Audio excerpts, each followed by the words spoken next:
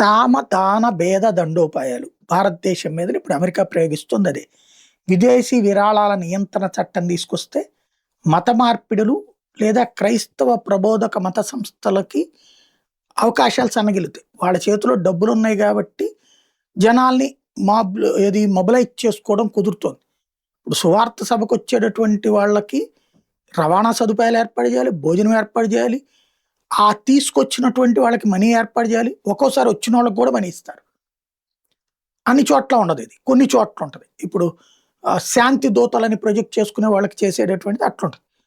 Food ఏర్పాటు చేస్తే వచ్చేవాళ్ళు ఉన్నారు, ఫుడ్ ట్రాన్స్పోర్టేషన్ ఏర్పాటు చేస్తే వచ్చేవాళ్ళు ఉన్నారు. ఇలాంటి దశలో ఇప్పుడు భారతదేశంలో ఆ ఎఫ్సిఆర్ఏ లెక్క చూపెడితే గనక దెబ్బ అయిపోతుంది.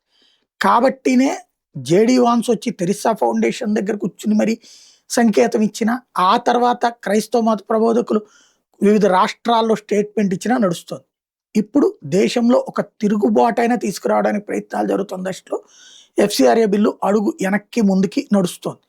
తాజాగా కూడా అమిత్ షా ఎఫ్సిఆర్ఏ బిల్లుకి సంబంధించి క్రైస్తవ మత ప్రబోధకుల్ని పిలిచి వాళ్ళకు కూడా చెప్పాడు, మీకు వ్యతిరేకంగా ఇది జవాబుదారీతనం చేయడం అన్నటువంటి. 5వ తారీఖు రావాల్సింది అట్లా ఆగిపోతా వస్తుంది. ఇప్పుడు తాజాగా అమెరికా కొత్త ప్రతిపాదన పెట్టింది. మేము ఎన్జిఓల ద్వారా చేస్తున్న సేవ ఇక ప్రభుత్వం ద్వారా సేవ చేస్తామని. అంటే డబ్బులు మీకు పంపించేస్తాం, మీరు ఆ సంస్థలకు ఇద్దరు కానీ మేమే లిస్టు పంపిస్తాం అన్నటువంటిది. అంటే ఒక అడుగు వెనక్కేసింది. ఇప్పుడు ఏం జరుగుతుందో చూడాలి.